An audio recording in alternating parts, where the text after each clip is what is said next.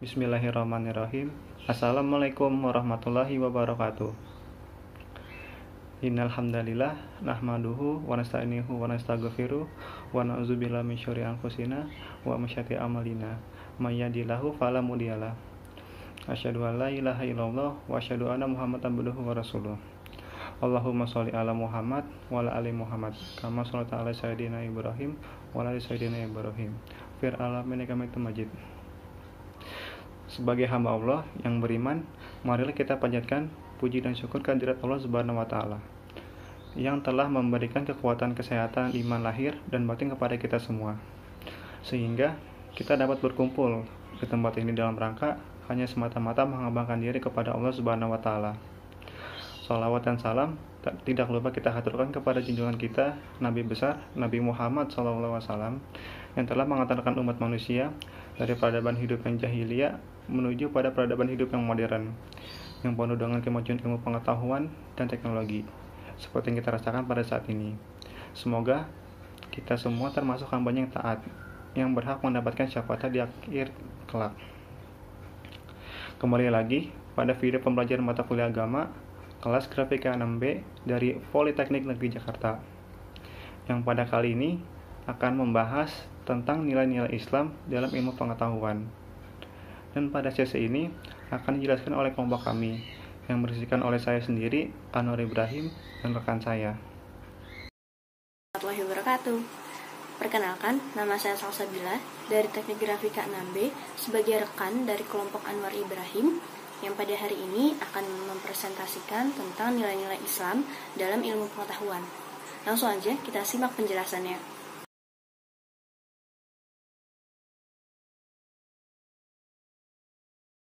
Dengan garis besar yang akan dibahas seputar pertama, terkait latar belakang, yang kedua, Islam dan pengetahuan, yang ketiga, Islamisasi ilmu pengetahuan, dan yang terakhir adalah kesimpulan. Pentingnya ilmu pengetahuan tertera pada firman Allah di Quran Surat Al-Mujadilah, surat ke-58 dalam penggalan ayat yang ke-11, yang berbunyi, wallazina utul ilma darajat wallahu bima ta'maluna khabir. Allah akan meninggikan orang-orang yang beriman di antaramu dan orang-orang yang diberi ilmu pengetahuan beberapa derajat.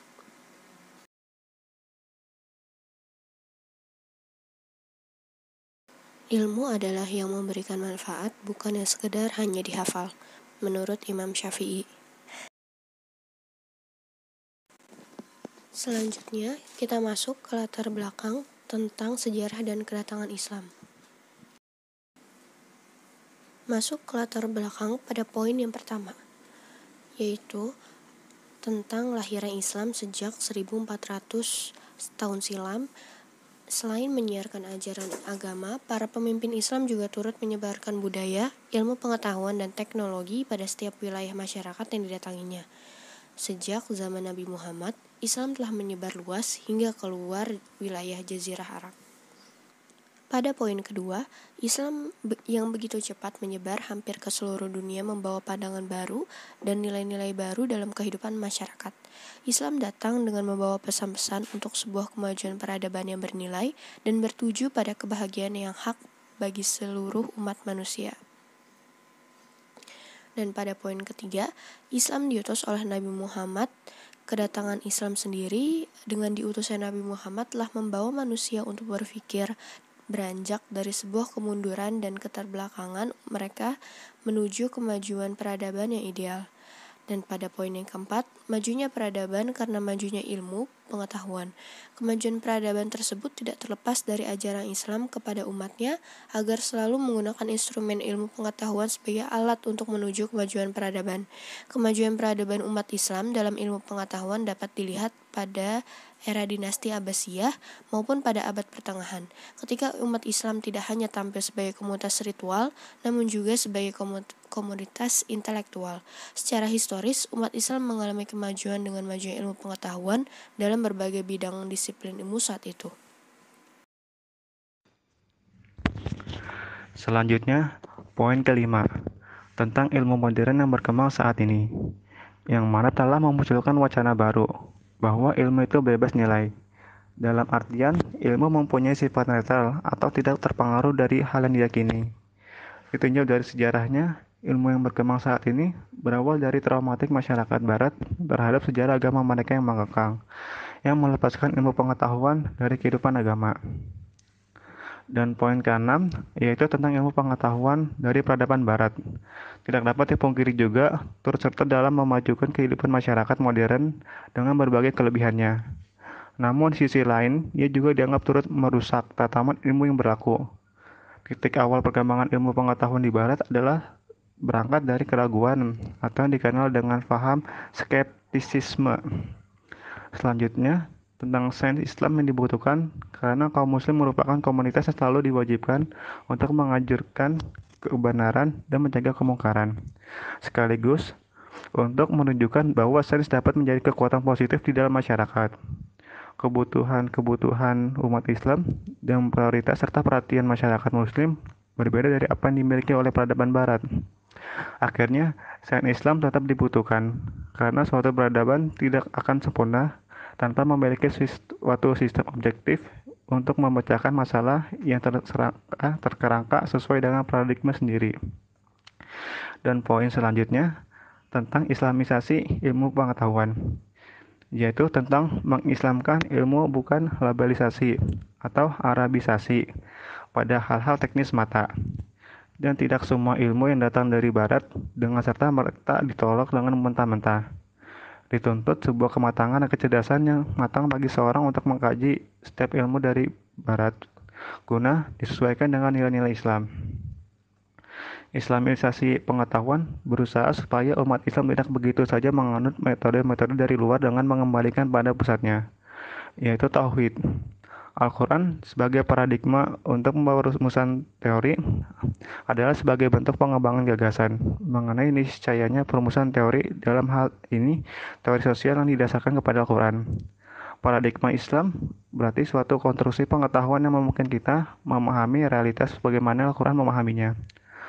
Konstruksi bangunan yang dibangun dengan Al-Quran adalah semata-mata agar kita memiliki hikmah yang atas dasar itu dapat dibentuk perilaku yang sejalan dengan nilai-nilai normatif Al-Quran, baik pada level moral maupun level sosial. Di tataran sosial inilah, konstruksi ilmu pengetahuan juga perlu atau memungkinkan untuk diangkat rumusan desain besarnya mengetahui sistem Islam. Termasuk dalam hal ini adalah sistem ilmu pengetahuan. Sehingga selain gambaran aksiologis, paradigma Al-Quran juga dapat berfungsi untuk memberikan wawasan epistemologi. Inilah kerangka dasar dari islamisasi ilmu pengetahuan kontemporer tersebut. Masuk pada poin ke-9, selanjutnya yaitu cara Islam memandang ilmu. Yaitu Islam memandang bahwa visi mengenai realitas dan kebenaran bukan semata-mata berkaitan dengan alam fisik dan keterlibatan manusia dalam sejarah, sosial, politik, dan budaya, sebagaimana dalam pandangan sekuler barat terhadap dunia yang dapat dilihat. Realitas dan kebenaran dimaknai berdasarkan kajian secara metafisis terhadap dunia yang tampak maupun yang tidak tampak. Dengan demikian, Islam memandang realitas sebagai sesuatu yang kelihatan dan gaib atau dunia akhirat. Dalam hal ini, dunia tidak dapat dilepaskan dengan akhirat, dan akhirat juga tidak dapat dikesampingkan untuk kepentingan duniawi. Pada poin selanjutnya, tentang gagasan islamisasi pengetahuan, yaitu sains modern yang berkembang saat ini dianggap mengalami banyak ketimpangan sehingga menimbulkan dampak sosial masyarakat yang justru semakin kehilangan makna fitrahnya sebagai sebuah kumpulan manusia. 40 tahun gagasan islamisasi pengetahuan hingga saat ini masih banyak hanya terdapat dalam wacana, memang belum sepenuhnya mampu memberikan pengaruh yang besar terhadap diskursus perkembangan ilmu dalam Islam. Selama ini yang paling marak diwacanakan adalah ekonomi Islam yang dalam tataran praktis sudah menjamur di berbagai negara di dunia. Dalam bidang ilmu kealaman, terdapat satu gagasan yang sudah terwujud dalam bentuk buku, yaitu dengan judul Ayat-Ayat Semesta dan Nalar Ayat-Ayat Semesta, yang mana di dalam kedua buku ini tersebut dijelaskan secara detail bagaimana integrasi Islam dan sains, dalam hal ini fisika. Bagaimana Al-Quran diteliti sedemikian rupa guna menjadi konstruksi ilmu. Buku Ayat-Ayat Semesta dan Nalar Ayat-Ayat Semesta adalah bentuk wujud dari sebuah gagasan proyek Islamisasi sains yang selama 40 tahun terakhir ini banyak digaungkan oleh para cendekiawan muslim seperti Ismail Raji Al-Faruqi dan Syed Nauqib Al-Atas. Yang terlebih dahulu juga sempat direncanakan oleh filosofis Syed Hussein Nasr dan Ziauddin Sardar, yang dalam hal ini keduanya dianggap sebagai dua tokoh kontemporer dalam sains Islam. Perkembangan buku Ayat-Ayat Semesta dan Nalar Ayat-Ayat Semesta sebenarnya adalah perwujudan dari ilmu kealaman yang pada masa lampau telah dikembangkan oleh para cendekiawan muslim. Kaum muslimin telah memberikan sumbangan besar kepada cabang ilmu fisika. Hal itu merupakan hasil dari studi Al-Quran yang mendorong ilmuwan muslim untuk mengamati dan mengungkap rahasia di balik fenomena benda-benda bercahaya yang warna-warni di dalam dunia alamiah, yang diantara lain adalah spektrum cahaya yang sehari-hari diamati oleh banyak orang. Selanjutnya, kita masuk pada tentang Islam dan ilmu pengetahuan, yaitu sebuah kepercayaan dasar yang disebut dengan sebagai tauhid. Poin pertama, tentang Islam merupakan sebuah peradaban yang memiliki basic belief yang khas. Sebuah kepercayaan dasar yang disebut sebagai tauhid. Tauhid adalah keyakinan mengenai Allah sebagai satu-satunya Tuhan yang tidak beroknum dan bersekutu. Dari pandangan hidup tauhid ini, konsep ilmu Islam dibangun dan tumbuh dengan keterkaitan yang sangat erat dengan Tuhan. Ilmu tumbuh tanpa menghilangkan aspek dunia akhirat, materi, dan ruh. Masuk pada poin kedua, terkait sains.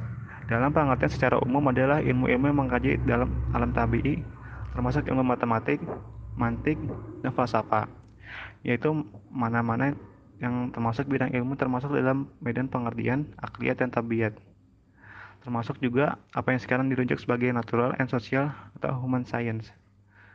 Dan poin ketiga, hubungan antara ilmu dan Islam, yang mana hubungannya adalah sejarahnya kemajuan sebuah peradaban selalu diawali dengan munculnya majunya ilmu pengetahuan, ilmu yang mampu menuntun manusia untuk lebih mengenal akan Tuhannya. Di sini Islam berperan sebagai din. Islam juga berperan sebagai landasan peradaban yang berangkat dari proses tumbuh kembangnya ilmu pengetahuan. Selanjutnya, masuk dalam islamisasi ilmu pengetahuan. Yang pertama tentang ide islamisasi sains. Menurut Muhammad Agung Bramantya, ide islamisasi sains yang paling populer adalah ide islamisasi yang diusung oleh Ismail Raji Al-Faruqi. Islamisasi ilmu pengetahuan, kata Al-Faruqi, adalah solusi terhadap dualisme sistem pendidikan kaum muslimin saat ini. Baginya, dualisme sistem pendidikan harus dihapuskan dan disatukan dengan paradigma Islam. Integrasi paradigma tersebut bukan imitasi dari barat, bukan juga untuk semata-mata memenuhi kebutuhan ekonomis dan pragmatis pelajar untuk ilmu pengetahuan profesional, kemajuan pribadi atau pencapaian materi. Namun, paradigma tersebut harus diisi dengan sebuah misi yang tidak lain adalah menanamkan, menancapkan, serta merealisasikan visi Islam dalam ruang dan waktu.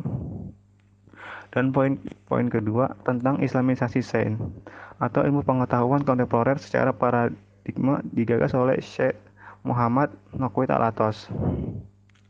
Beliau mengumumkan pikirannya tentang tantangan terbesar yang sedang dihadapi kaum muslimin adalah sekularisasi ilmu pengetahuan.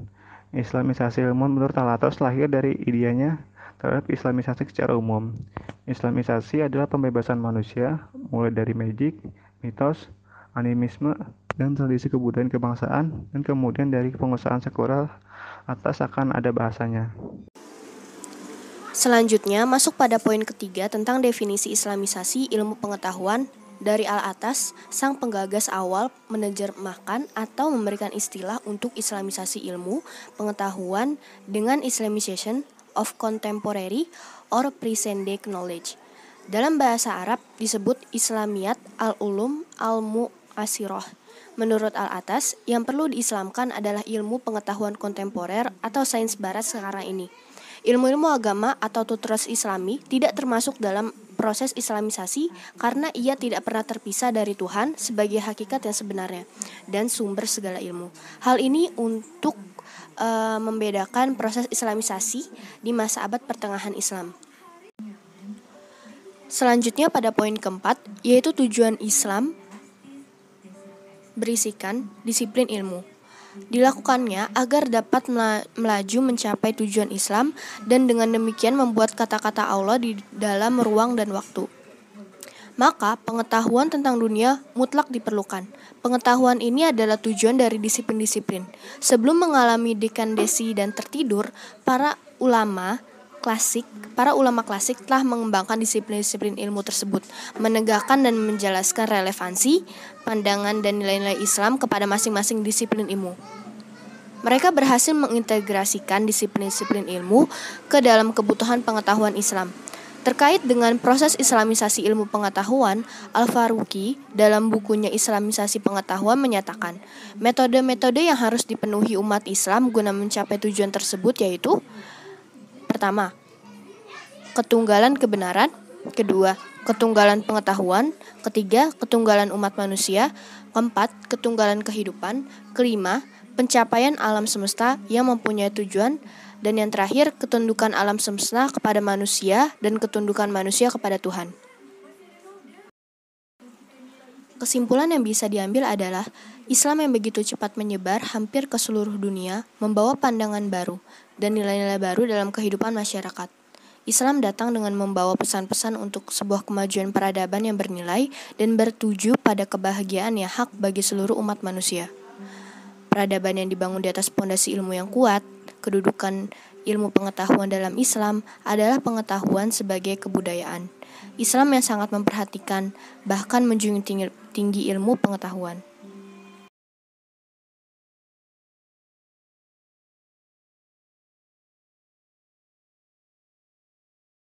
Sekian pembahasan tentang nilai-nilai Islam dalam ilmu pengetahuan.